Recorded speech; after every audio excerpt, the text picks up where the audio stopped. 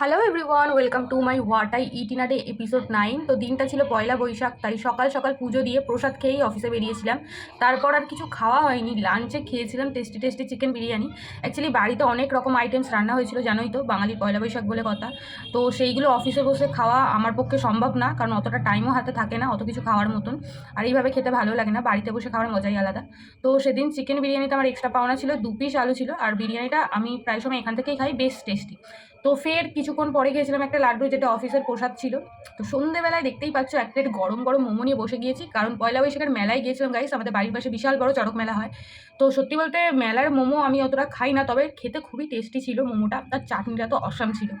তো তারপরে খেয়েছিলাম এই রোলার আইসক্রিমটা, যেটা খেতে ঠিকঠাক ছিল, কারণ এর আগেও আমি রোলার আইসক্রিম খেয়েছি, এর থেকে অনেক টেস্টি ছিল সেটা। তো তারপরে খেয়েছিলাম পাপড়ি চাট। তো মেলায় গেলে তো এইসব খাওয়া দাওয়া চলতেই থাকে।